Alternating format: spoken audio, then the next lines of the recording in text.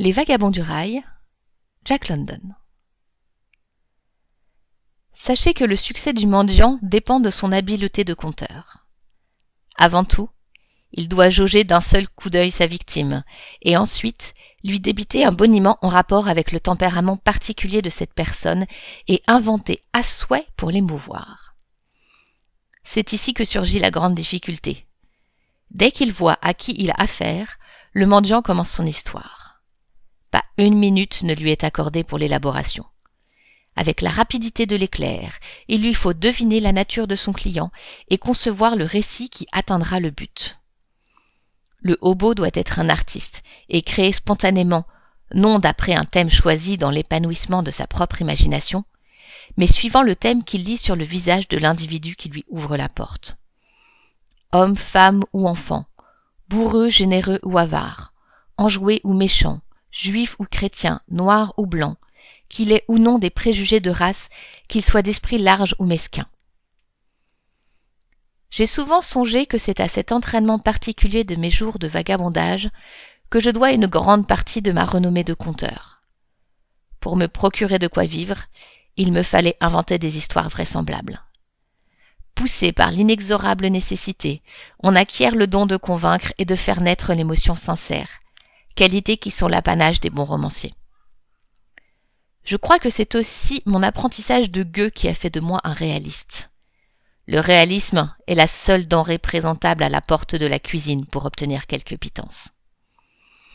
Après tout, l'art n'est qu'un artifice consommé, et avec un peu d'adresse, on rend plausible le mensonge le plus éhonté. Un jour, je me trouvais au poste de police de Winnipeg, dans le Manitoba. Je me rendais vers l'ouest par le chemin de fer du Canadian Pacific. Les policiers voulurent connaître mon histoire et je la leur débitais à brûle-pourpoint. Eux n'avaient jamais foulé que le plancher des vaches. Pouvais-je mieux faire que de leur parler de la mer? Sur ce sujet, ils étaient incapables de contrôler mes dires. Je leur servis donc un épisode larmoyant de ma vie sur le vaisseau d'enfer Glenmore. J'avais vu une seule fois le Glenmore mouillé dans la baie de San Francisco. J'étais un mousse anglais. Ils contestèrent aussitôt ma prononciation de la langue anglaise. Sur le champ, je dus trouver une explication. J'étais né et j'avais été élevé aux États-Unis. À la mort de mes parents, on m'avait envoyé en Angleterre, chez mes grands-parents, qui m'avaient fait entrer comme mousse à bord du Glenmore. J'espère que le patron du Glenmore voudra bien me pardonner. Cette nuit-là, dans le poste de police de Winnipeg, je l'ai noirci des méfaits les plus horribles. Quelle cruauté, quelle brutalité, quel génie diabolique pour la torture! Voilà les raisons qui m'avaient décidé à déserter le Glenmore à Montréal. Mais, puisque mes grands-parents habitaient l'Angleterre, pourquoi me trouvais-je au centre du Canada et me dirigeant vers l'ouest? Instantanément, je fabriquais une sœur mariée qui vivait en Californie. Elle allait s'occuper de moi. Je m'étendis longuement sur sa nature affectueuse. Mais ils ne voulaient pas me lâcher, ces policiers au cœur de pierre. J'avais rejoint le Glenmore en Angleterre, fort bien. Mais pendant les 2 années qui avaient précédé ma désertion à Montréal, qu'était devenu le dit bateau? Où avait-il navigué? Je fis faire le tour du monde à ces policiers qui n'avaient jamais mis les pieds sur un navire. Battus par les vagues tumultueuses et piqués par les poussières d'embrun, ils luttèrent en ma compagnie contre un typhon au large de la côte du Japon. Ils chargèrent et déchargèrent des cargaisons avec moi dans tous les ports des 7 mers. Je les emmenai aux Indes, en Chine, à Rangoon. Je leur fis briser la glace à coups de marteau autour du Cap Horn et enfin mouiller à Montréal. Ils me prièrent d'attendre un instant et l'un des policiers disparut dans la nuit tandis que je me chauffais au poêle, me torturant l'esprit pendant tout ce temps pour deviner le piège qu'ils allaient me tendre. Je pestais contre moi-même lorsque je vis l'homme arriver sur les talons du policeman. Ce n'était pas la fantaisie du bohémien qui avait mis ses minuscules anneaux d'or au lobe de ses oreilles. Aucun vent de prairie n'avait halé cette peau, la transformant en un cuir ridé. Nul tourbillon de neige dans les montagnes n'avait donné à sa démarche ce balancement évocateur. Et dans ses yeux-là, lorsqu'ils me dévisagèrent, j'aperçus la mer étincelante sous le soleil. Hélas, on me présentait un thème et une demi-douzaine de policiers m'examinaient tandis que j'essayais de le déchiffrer. Moi qui n'avais jamais bourlingué dans les mers de Chine, qui n'avais pas doublé le Cap Horn, ni vu de mes yeux l'Inde et Rangoon. J'étais désemparé. La catastrophe surgissait devant moi sous la forme de ce fils de l'océan, aux oreilles enjolivées de boucles d'or et au teint cuivré. Qui était-il? D'où venait-il? À moi de le deviner avant qu'il lût dans ma pensée. Je devais changer d'orientation, sans quoi les méchants policiers me conduiraient vers une cellule, un tribunal et d'autres cellules encore. S'il m'interrogeait le premier, avant que je possédasse son expérience, j'étais perdu. Croyez-vous que j'ai trahi mon immense perplexité devant ces individus aux yeux de lynx, gardiens de la sécurité publique de Winnipeg? Pas du tout. J'affrontais ce vieux loup de mer, l'œil joyeux et rayonnant, simulant tout le soulagement qu'éprouverait un homme sur le point de se noyer et qui d'un dernier geste désespéré s'accroche à une bouée de sauvetage.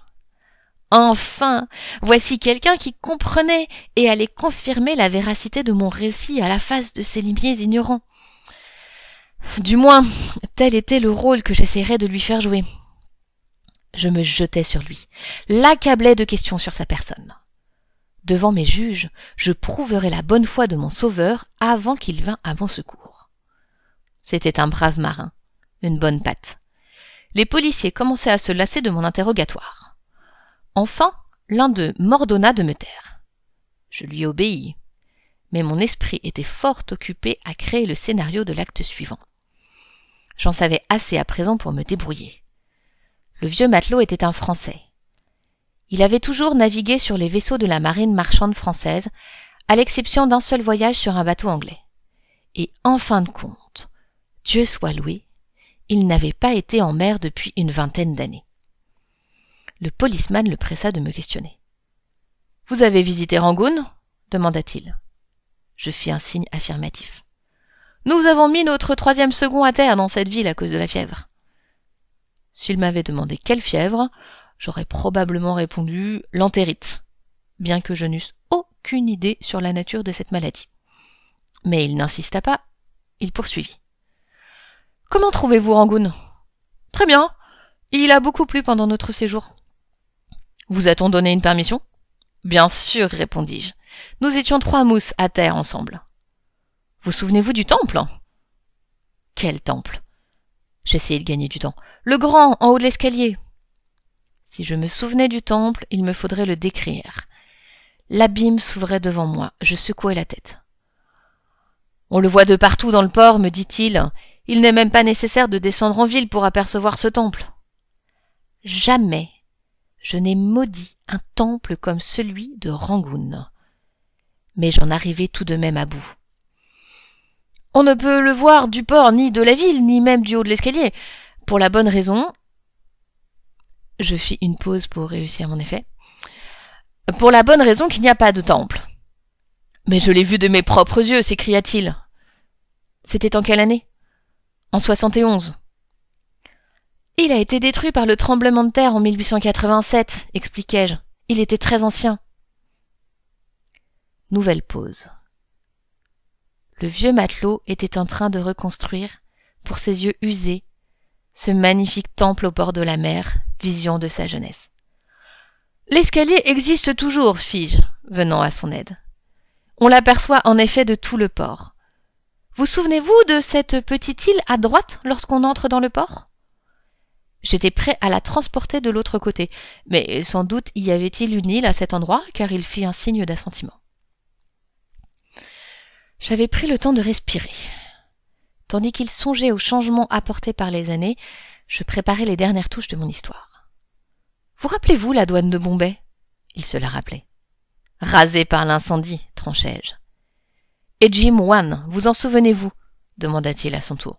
« Mort, dis-je. » Mais je n'avais pas la moindre idée de ce que pouvait être ce diable de Jim Wan. Je piétinais sur la glace trop mince. « Et Bill Harper, de Shanghai ?» lui demandai-je prestement. Le vieux marin fouilla dans son cerveau, mais le Billy Harper de mon imagination dépassait les bornes de sa mémoire. Voyons, Billy Harper, insistai-je. Il est connu là-bas comme le loup blanc. Voilà 40 ans qu'il vit à Shanghai. Eh bien, il y est toujours. Alors s'opéra le miracle. Le matelot se souvenait de Billy Harper. Peut-être existait-il un Billy Harper et peut-être habitait-il à Shanghai depuis 40 ans et y vivait-il encore. Pour moi, c'était la première nouvelle. Pendant une bonne demi-heure, le marin et moi nous bavardâmes de cette façon. Enfin, il annonça au policeman que je n'étais pas un imposteur. Après une nuit d'hébergement et un déjeuner, je fus relâché le lendemain matin et continuai mon chemin vers l'ouest, à la recherche de ma sœur mariée à San Francisco.